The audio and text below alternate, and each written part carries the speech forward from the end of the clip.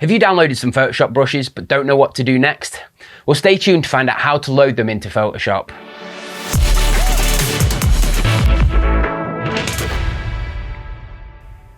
What's up designers, welcome back to Digifrog Designs. If you're new here, I'm Matt Roberts, brand identity designer and illustrator. It's going to be a quick one today and I'm going to be showing you how to load brushes into Photoshop. Before we get started, don't forget to smash that subscribe button. We post new videos every Wednesday helping you become a better designer. Alright designers, let's load our brushes into Photoshop. In recent versions, Adobe have switched things up with the way you install brushes. It used to be done through the preset manager, but now you have to use the brushes menu. Before we look at how to install them, the first thing that we need is brushes to install.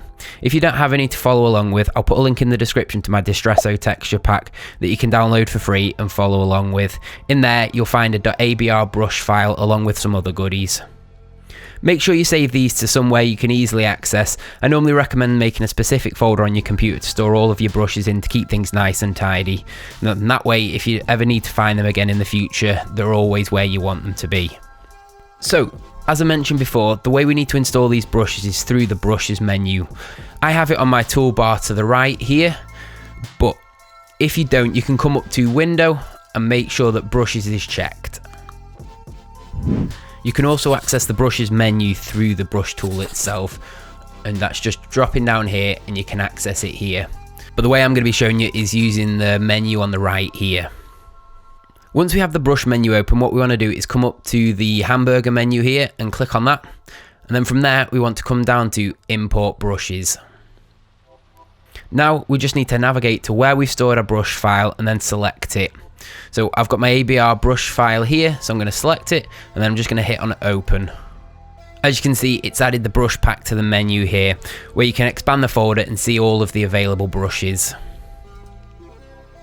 Depending on your view options, you may only be able to see the brush as the stroke as I can here, but if that's something you want to change, what you can do is again come back up to the burger menu and you can change your view options here. So say we want to just view the tip, I'm just going to turn the other two off and now I can only see the tip view, and if I increase the size there, I can actually see the tip pattern of those brushes quite nicely now.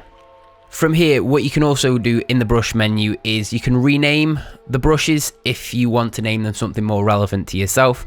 You can reorder them if you want to move some of the ones that you prefer towards the top. You can do all of that inside of here. And if you need to, you can also remove and delete brushes out of packs, just so you're not clogging things up. So now we've got those into Photoshop.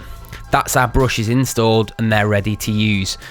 Let's take a look at a few ways that you can use the custom texture brushes and the Distresso texture pack in your work. Included in the free Distresso texture pack linked in the description is a quick reference guide onto what the tips of the brushes look like, and also the EPS and the 1200 DPI TIFF versions of each of the textures with some added bonuses in there as well.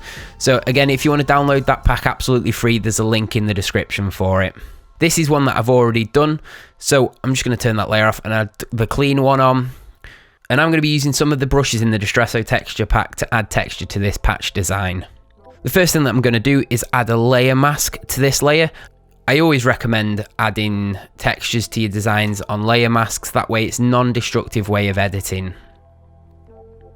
And I'm just going to select one of my texture brushes and I'm just going to use this Pastel Grit 2.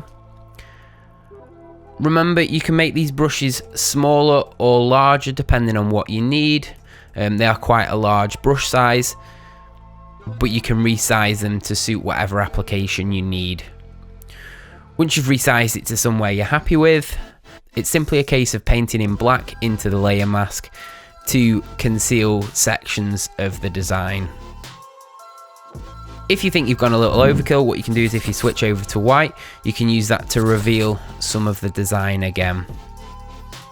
Depending on the look you're going for, you can play around with the brush opacity and brush rotation to get something more suited to what you need.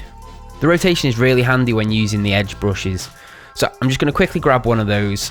As you can see, if you want to follow around the edge of this design, the edge brush is going to make things a little difficult as you're going to be chipping into it in little sections, when ideally you want to follow the arc of the curve with the edge brush.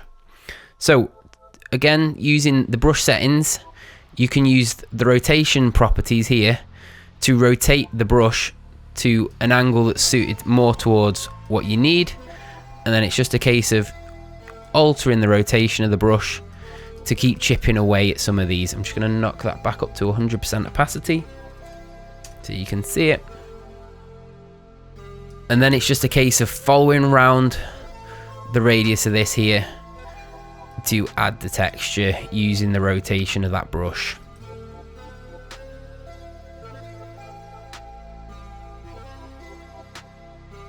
It's also worth noting that these brushes work like regular brushes as well. So if you wanted to add a colour, or let's say white creases to make this look like it's been rubbed off when it had been folded, you can do that too. So what I'm going to do is grab my crease brush, and then I'm going to create a new layer.